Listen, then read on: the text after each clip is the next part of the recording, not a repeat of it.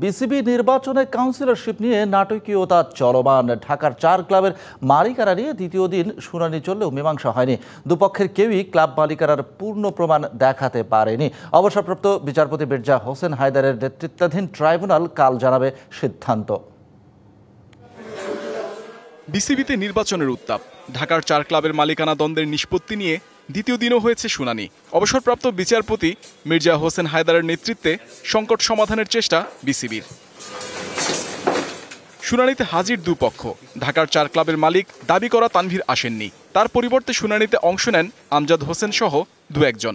আরেক পক্ষ লোকমান ভূঁইয়া উপস্থিত ছিলেন। দাবি করেন তার বিরুদ্ধে তানভীরকে অপহরণের অভিযোগ ভিত্তিহীন।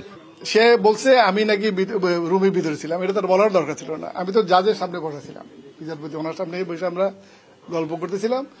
তখনই ওনার রিপ্রেজেন্টেটিভ একজন আসলো, মিস্টার আমজাদ, তার এক ভাই, তারা এসে বললো তাকে নাকি এখান থেকে উঠাই নিয়ে গেছে এবং কন্টিনিউ সে কিন্তু টেলিফোনে কথা বলতেছিল।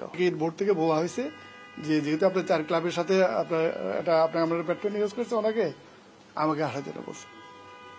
এটাই কিন্তু আমার ইনভলভমেন্ট ছিল, অন্য কিছু না। আগের দিন লাঞ্ছিত হওয়ায় নিরাপত্তার শঙ্কায় শুনানিতে আসেননি তানভীর। তার পক্ষে উপস্থিত থাকা একজন ব্যাখ্যা করেন শুনানির বিস্তারিত বিষয়। আমাদের যে মেইন যে ছিল তানভীর আহমেদ, উনি নিরাপত্তার কারণে আসতে পারেননি। আসতে অনাপত্তি দেওয়ার কারণে মাননীয় বিচারপতি মহোদয় ভার্চুয়ালি তাকে নিয়ে আসছেন। তো তানভীর আহমেদ 2016 থেকে 2019-এর মধ্যে এই ক্লাবগুলোর মালিকানা হস্তান্তর বুঝাই নিচ্ছেন নিজের কাছে। সেগুলো প্রপার ডকুমেন্টস উনি মাননীয় বিচারপতি মহোদয়ের কাছে দিচ্ছেন। ক্লাবের মালিকানা নিয়ে দুপক্ষই অবসরপ্রাপ্ত বিচারপতির ট্রাইব্যুনালে কাঙ্ক্ষিত প্রমাণপত্র দিতে পারেনি।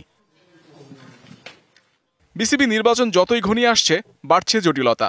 5 অধিনায়ক ও 10 জাতীয় দলের ক্রিকেটারের জন্য কাউন্সিলরশিপ পেতে বিসিবিতে চিঠি দিয়েছে কোয়াব। অথচ গঠনতন্ত্রে উল্লেখ আছে যেটা নির্ধারণ করেন ক্রিকেট বোর্ড সভাপতি।